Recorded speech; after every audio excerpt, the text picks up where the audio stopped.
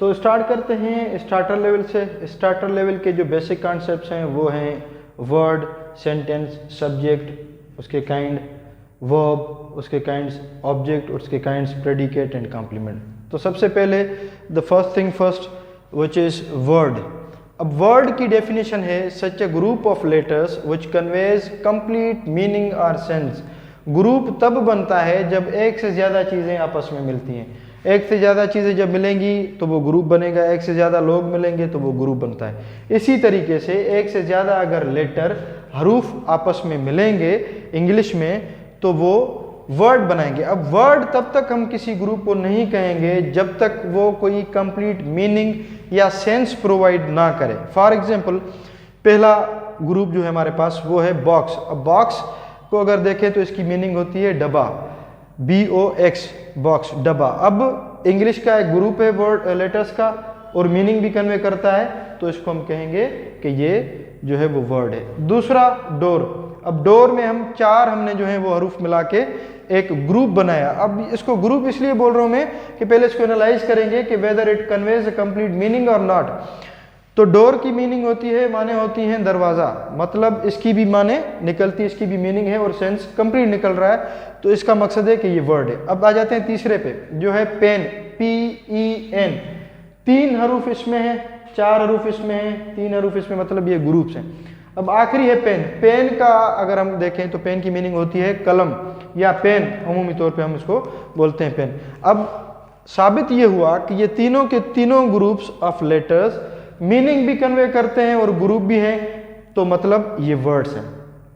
अब इन्हीं वर्ड्स को, इनकी अगर मैं इनके हरूफ को मैं शफल करके रखता हूँ, फॉर एग्जांपल BOX में से मैंने X और B कर दिया। अब इसको इस पर अगर नज़र डालेंगे तो ये एक ग्रुप तो बनता है, लेकिन इसको हम वर्ड नहीं कह सकते क्योंकि ये कंप्लीट मीनिंग और सेंस जो है वो कंप्लीट जो है वो कन्वे नहीं कर रहा। इसी तरीके से डोर के डोर को मैंने शफल करके रखा है, इसके रूफ को, लेटर्स को, तो ये ओरोड बन जाता है। ओरोड की कोई भी लफ्जी माने नहीं है, इसका मतलब इसको भी हम जो है वो वर्ड नहीं कहेंगे। तीसरा है नेप। पेन का मैंने पेन को शफल करके स्पेलिंग को मैंने कर दिया नेप। इसको भी अगर देखें तो ये भी कोई कंप्लीट सेंस जो है वो नहीं कन्वे कर रहा। मतलब साबित ये होता है कि कोई भी ग्रुप ऑफ लेटर्स जब तक कोई मीनिंग कन्वे नहीं करेगा तब तक उसको हम वर्ड नहीं कह सकते। इसी तरीके से हमारे पास दूसरी चीज़ें भी होती हैं। चेयर होती है, फॉर एग्जाम्पल रोस्ट्रम हो गया, फैन हो गया, टेलीविज़न हो गया। अगर हम देखें तो ये सारे वर्ड्स जो हैं वो एक मीनिंग कन्वे कर रहे हैं, मतलब वो वर्ड्स हैं। उसके बाद आ जाते हैं अब सेंटेंस पे, which is the second on list. Sentence same definition है, सिर्फ यहाँ पे मैंने जो है वो चेंजिंग की हुई है। Such a group of words, यहाँ पे था सच ए ग्रुप ऑफ लेटर्स, क्योंकि लेटर्स मिलके वर्ड्स बनाते हैं और वर्ड्स मिलके जो है वो सेंटेंसेस बनाते हैं। अब सच ए ग्रुप ऑफ वर्ड्स, लफ्जों का ऐसा ग्रुप दैट गिव्स कंप्लीट और प्रॉपर सेंस, जो कंप्लीट और मुकम्मल जो है वो परफेक्ट सेंस कन्वे करे।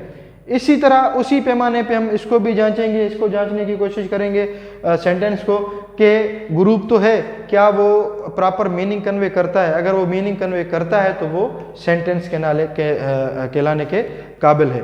For example I am your best friend. अब यहाँ पे अगर हम देखें तो ये 5 जो हैं वो अल्फाज मिला के एक सेंटेंस बना है। अब इसको सेंटेंस तब तक नहीं कहेंगे जब तक हम इसकी जो है वो माने, लफ्जी माने जो है वो निकाल के देखें कि आया ये मीनिंग देता भी है कंप्लीट या नहीं देता। तो अगर हम देखें I am your best friend, तो ये ग्रामेटिकल जो रूल्स के हिसाब से, according to the grammatical rules and regulations, this conveys a proper thought because it is grammatically correct. हमें पता है कि आई को यहाँ पे रखना है स्टेटमेंट सेंटेंस में, हेल्पिंग वर्ब यहाँ पे आ जाता है, यूर बेस्ट फ्रेंड, मैं आपका बेहतरीन दोस्त हूँ। सेंस कंप्लीट मिलता है, बात समझ में आ जाएगी। अगर किसी को भी मैं ये सेंटेंस बोलूँगा उसको समझने में कोई परेशानी नहीं होगी, मतलब ये सेंटेंस है। दूसरा, you are an honest teacher.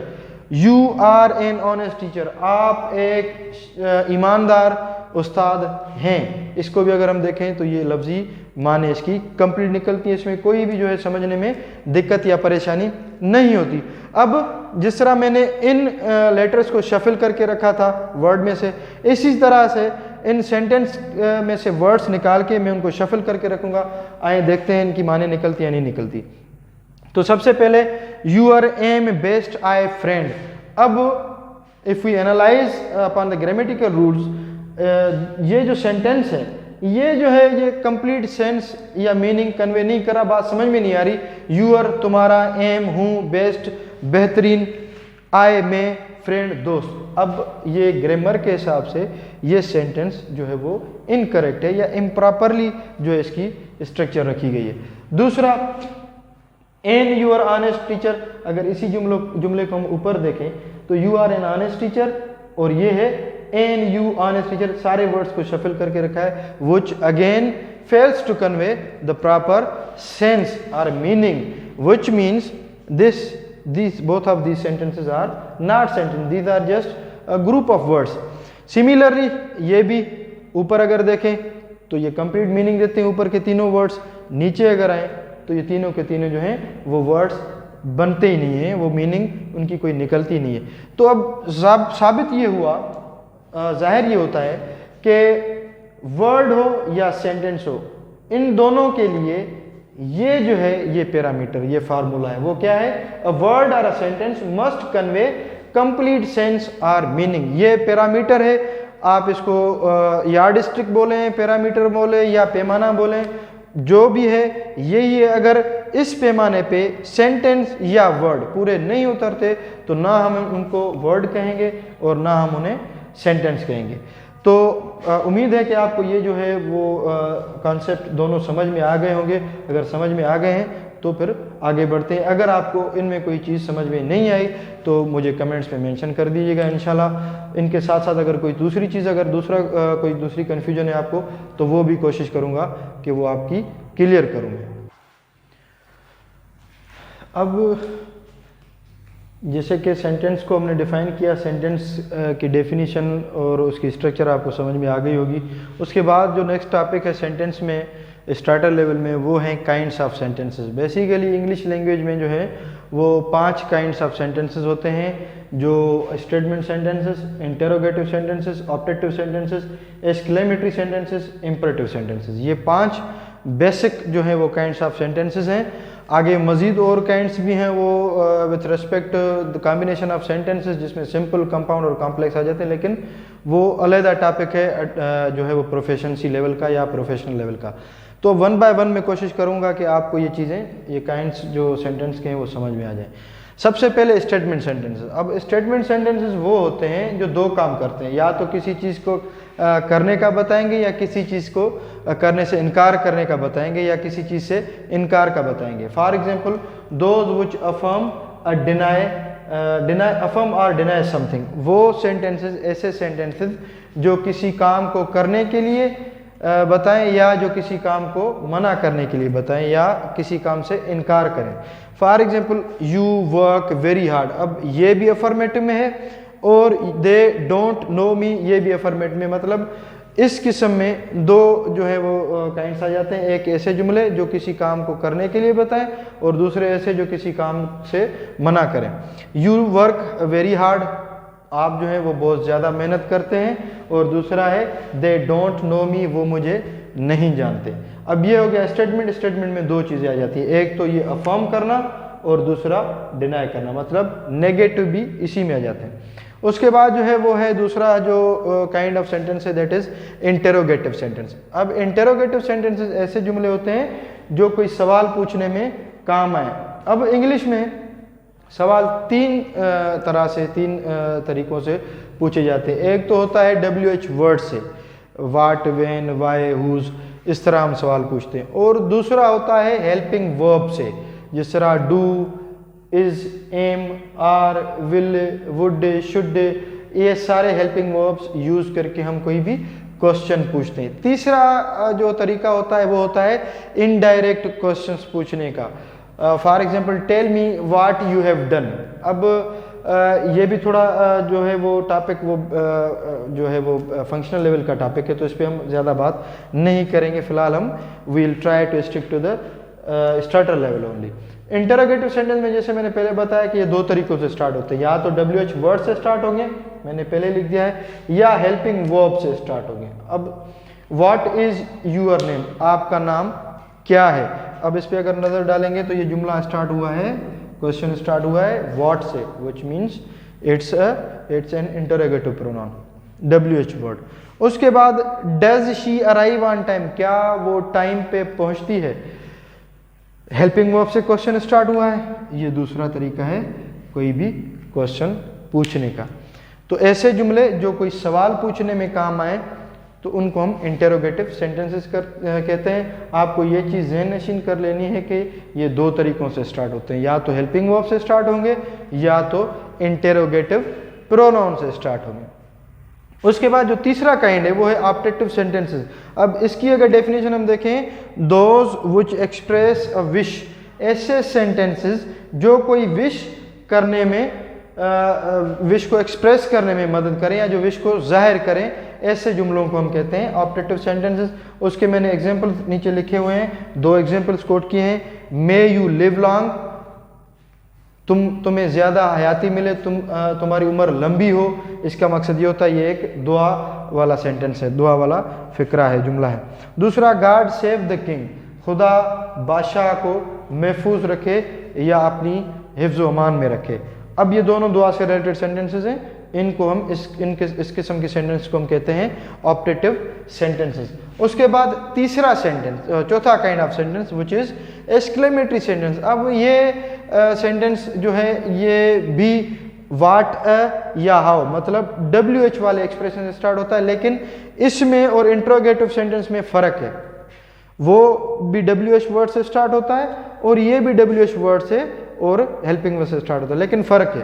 फ़र्क ये है, एक्सक्लेमेटरी सेंटेंस ऐसे सेंटेंसेस होते हैं, दो sentences which express strong feeling of mind. कभी कभी खुदा ना खासा कोई हादसा हो जाता है तो बेसाख्ता हमारी ज़बान से कुछ अल्फाज निकल जाते हैं, जिसको फॉर एग्जांपल कभी कभी अल्लाह अकबर निकल जाता है हमारी ज़बान से, या अफसोस निकल जाता है, या इस किस्म के दूसरे जो है वो एक्सप्रेशंस निकल जाते हैं।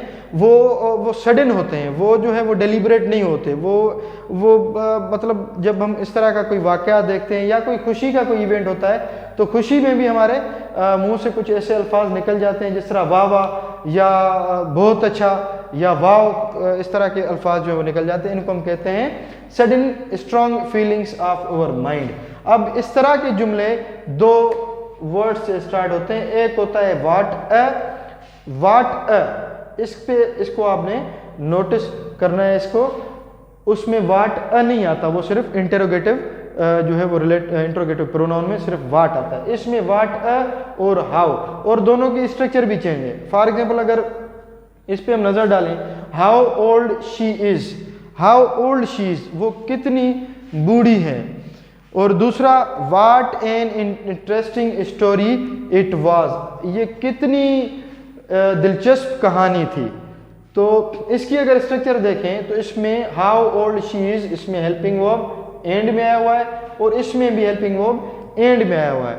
इसके बरक्स इंटेरोगेटिव सेंटेंसेस में कभी भी हेल्पिंग वर्ब एंड में नहीं आता। वो हमेशा इंटेरोगेटिव सेंटेंस में जब हम पढ़ेंगे, जब देखेंगे तो आप एक चीज़ नोटिस करें कि जब हेल्पिंग वर्ब से क्वेश्चन स्टार्ट होता है तो वो सब्जेक्ट से पहले रखा जाता है helping verb.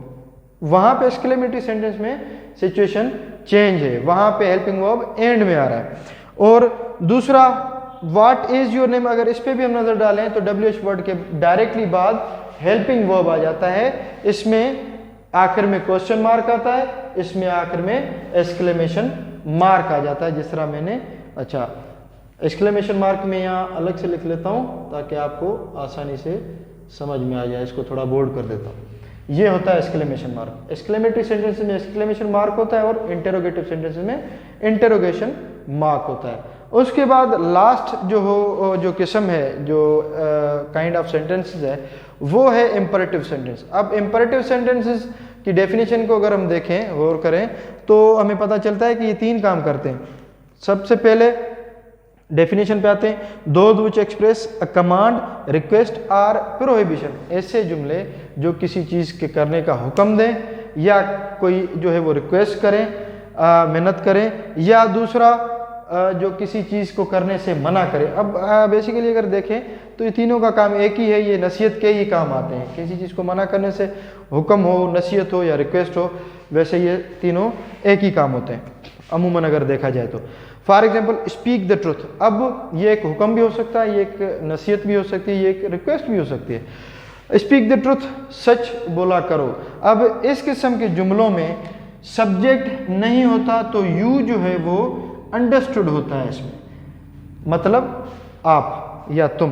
Please forgive me this time, इसमें भी अगर देखें तो इसमें कोई भी सब्जेक्ट नहीं है।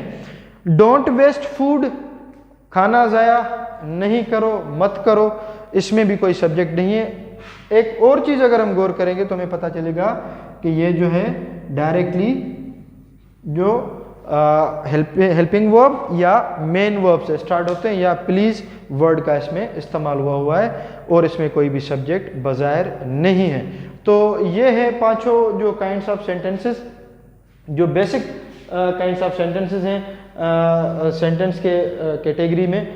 इसके बाद का जो टॉपिक है वो है सब्जेक्ट एंड इट्स काइंड्स। तो मुझे उम्मीद है कि आपको ये जो पांचों सेंटेंस के काइंड्स हैं ये अच्छे तरीके से समझ में आ गए होंगे। अगर in case you have got any questions with respect to all of this 5 kinds of sentences, do let me know in comments, ताकि आगे जो नेक्स्ट आने वाले लेक्चर्स हैं उनमें अगर इन केस कोई कन्फ्यूजन्स हैं तो उनके ऊपर फिर डिस्कस करेंगे। उनके ऊपर एक अलग से जो है वो लेक्चर बनाने की कोशिश में करूँगा।